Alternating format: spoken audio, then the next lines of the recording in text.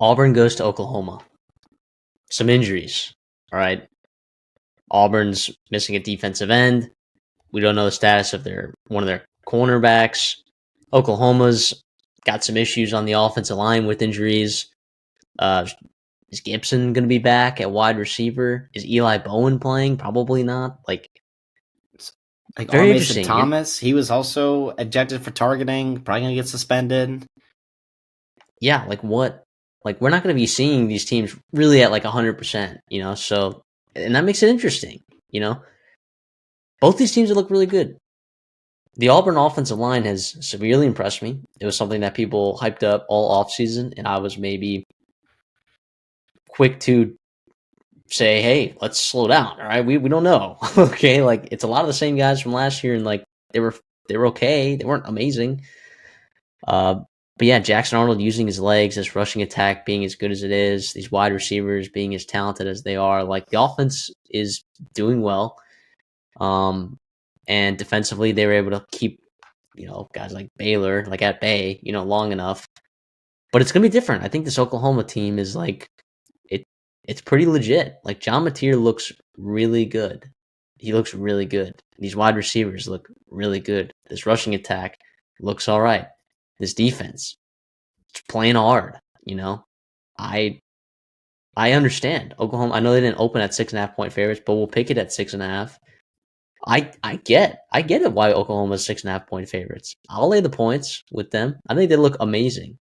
I do think Oklahoma, with the bodies that they have, if they're able to stop the run, do we trust Jackson Arnold to be playing from behind in a game? I say not from what we've seen. I think even in that Baylor game, he was at his best when he was running the football, right? Or he was playing within the offense, within the set of not playing from behind the chains, in system, in rhythm in that offense. But the other factor is it is Jackson Arnold revenge game. It is Jackson Arnold's return to Norman. Yeah.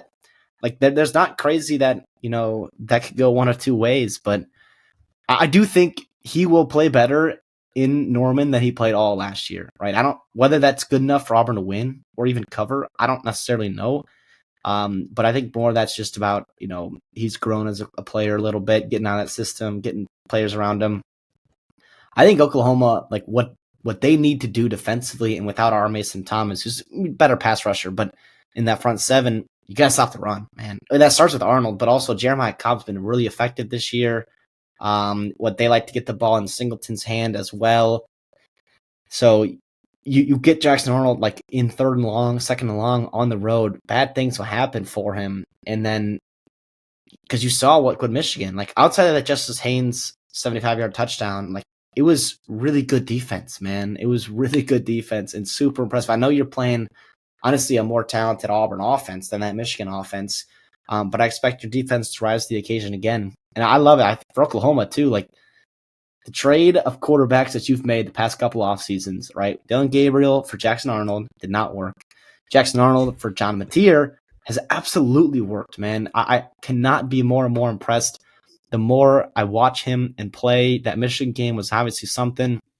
Even against Temple, and I know Temple's terrible, I get that, but to come out for Oklahoma and be up 42-3 in that third quarter on the road after a big time win, to me gives me a ton of confidence in picking Oklahoma in this game to get it done. Obviously, the injuries are tough. You talked about maybe not seeing these teams at full strength, which sucks because we talked about this game in the offseason. We were previewing both these teams. It's this is a massive game because there was a real chance that both of these teams were going to be 2-1 and backs against the wall, right? Already in September 20th, fighting for their lives in conference play. And here they are 3-0. I think, both teams very pleased with what they've done so far on the field. But yeah, this again is a massive, massive game. A lot of fun, a lot of buzz around it. Give me Oklahoma -6.5, and obviously to win as well. Don't feel great about it. Not gonna put anything on it. I do see visions, pathways for Auburn to get it done, but to me that comes around mucking it up. And I just trust John Mateer and this offense in this spot to get it done. Well, let me just compound your point, right? Would you rather take Ben Arbuckle and John Mateer, or Hugh Freeze and Jackson Arnold? In it, like the trio of offensive coordinators that Auburn has. Yeah, I'm just joking. Give me, probably Mateer. Obviously, Mateer and Arbuckle, and at home too. And then would you rather take Venables on your defense, or would you rather take DJ Durkin? I know my answer. We're still anti DJ Durkin on this channel. I know he was better last year than we thought he would be, but it's a good talent, a very talented defense too that Auburn has. But Venables, give me Venables. Yeah, so you have the quarterback advantage. You believe you have the coaching advantage. If Williams is not like 100%, it sounds like he won't be. Like, if you're Auburn, you got to take advantage of some of those injuries up front for Oklahoma, right? Like those tackles. They can get got, man. They can get got. And John Mateer can process from what we've seen pretty quickly. It's an offense that he's comfortable with. His wide receivers can separate.